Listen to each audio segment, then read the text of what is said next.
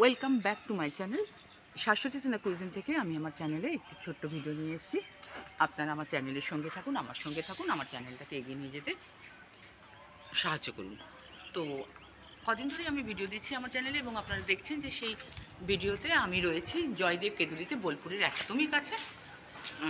কতক্ষণ বোলপুর থেকে সেটাও আমি বলেছি, খুব যে 20-25 মিনিট।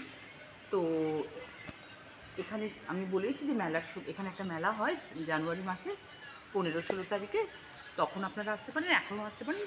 এবং আমি এটাও বলেছি যে ওয়েস্ট বেঙ্গল গভর্নমেন্টের বাউল একাডেমিতে আমরা রয়েছি। তো খুব সুন্দর পরিবেশ। আমি যখন ছোট ছিলাম, বাবা মায়ের কাছে ছিলাম, তখন আমি ছোটোবেলায় আসতাম বাবার সাথে। আপনারা জানেন আমি কলকাতাতেই থাকি, ওখান থেকে কাছে পড়ে, আসতে মনও চায়, কমিউনিকেশনও বেশ ভালো।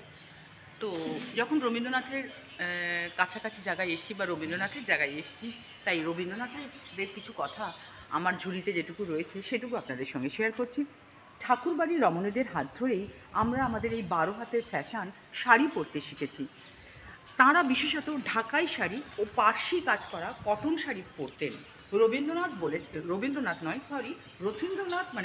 ঠাকুরের পুত্র বলেছেন, বাবার পোশাক পরিচ্ছদ যথেষ্ট রুচিশীল, আমরা সেটা দেখেওছি।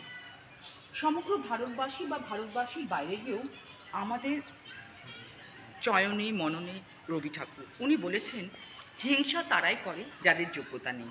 তাই কারুর কথায় কষ্ট পেয়ে নিজের জীবনে তার প্রভাব ফেলবেন না। হ্যাঁ, আমি রবি ঠাকুরের নখের যোগ্যও না, তাও জীবনের ওঠা পাড়ার সিঁড়ি চলতে চলতে যেটুকু ঝুলিতে রয়েছে তাই বুলি করে আপনাদের সাথে শেয়ার করছি। আজ আমাকে অনুমতি দিন আমার ভিডিও শেষ করার।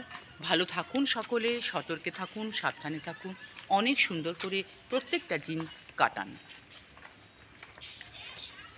তো দেখতে পাচ্ছেন যে এই পোর্শনটা হয়েছে মানে মানুষজন থাকার জন্য।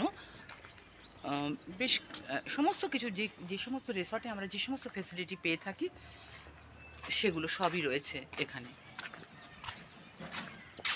বেশ খোলা মেলা জায়গার উপর।